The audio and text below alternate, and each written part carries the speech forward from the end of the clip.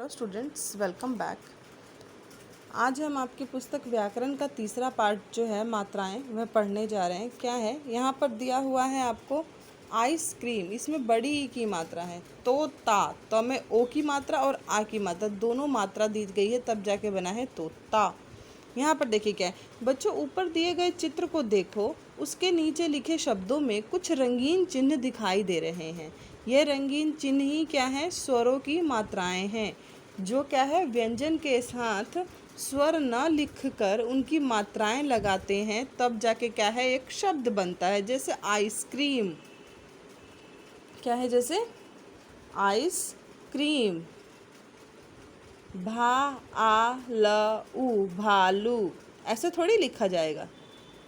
यहाँ पे आ भा तो आ नहीं लिखा जाएगा, यहाँ मात्रा दी जाएगी। क्या है, इन्हें पढ़कर खुद को हंसी आ रही होगी कि ये पढ़ने में भी अटपटे लग रहे हैं।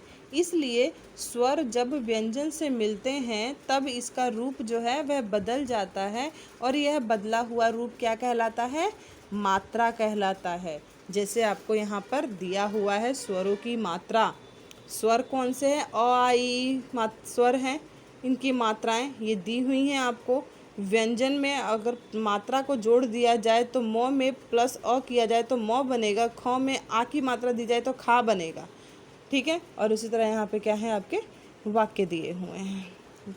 आगे बढ़े बच्चों, सभी मात्राओं को लगाने का तरीका क्या है, अलग है।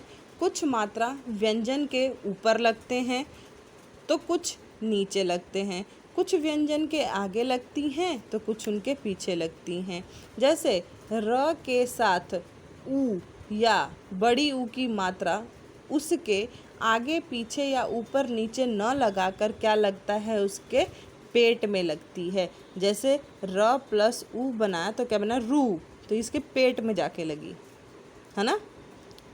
और बाकी जो व्यंजन की मात्रा क्या है, आगे लगती हैं, पीछे लगती हैं, ऊपर लगती हैं, नीचे लगती हैं। लेकिन ये बड़ी ऊ हो और या छोटी ऊ हो, दोनों की मात्रा जो है पेट में लगती है।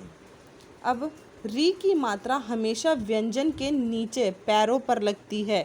जैसे क प्लस री लगाएंगे तो क्री बनेगा, तो वो कहाँ लगेगी, उसके पैरों में। अ स्वर की मात्रा जो है वह नहीं होती है।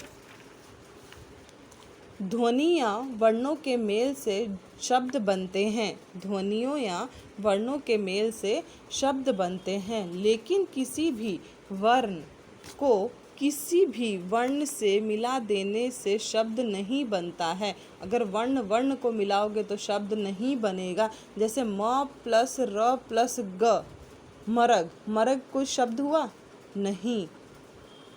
ता प्लस की प्लस ब, ताकीब, कोई शब्द बना नहीं। मरग या ताकीब कोई शब्द नहीं है, क्योंकि इसका कोई अर्थ नहीं होता। लेकिन यदि हम इन्हीं वर्णों को सही क्रम में रखें तो शब्द बनता है। जैसे मगर, मगर, किताब, किताब। क्योंकि हम मगर कहने से एक जानवर और किताब कहने से एक वस्तु की कल्पना कर सकते हैं। वाक्य सही शब्दों के मेल से ही बनते हैं। कमल साथ बच्चों खेल के है रहा, ये कोई शब्द बना, कोई वाक्य बना, नहीं बना। वह सही वाक्य नहीं है, क्योंकि इसमें शब्दों को सही जगह पर नहीं रखा गया है। अब इन वाक्यों को सही रूप में अगर देखें तो क्या है, कमल बच्चों के हाथ खेल रहा, बच्चों के साथ खेल रहा है। इस प्रकार क्या है, बहुत से वाक्य बनते हैं। हम अपनी भाषा में तरह तरह के वाक्यों का प्रयोग करते हैं। आइए अब एक बार और दोहरा लें। व्यंजन के साथ स्वर का जो रूप या चिन्ह लगता है उसे हम मात्रा कहते हैं। प्रत्येक स्वर की अपनी मात्रा होती है। व्यंजन के साथ स्वर ना लगाकर उसकी मात्रा लगाते हैं। अस्वर की कोई मात्रा नहीं होती है। वर्णों के सही मेल से शब्द बनते हैं। शब्दों के सही मेल से वाक्य बनते हैं। तो ये था आपका मात्राएं।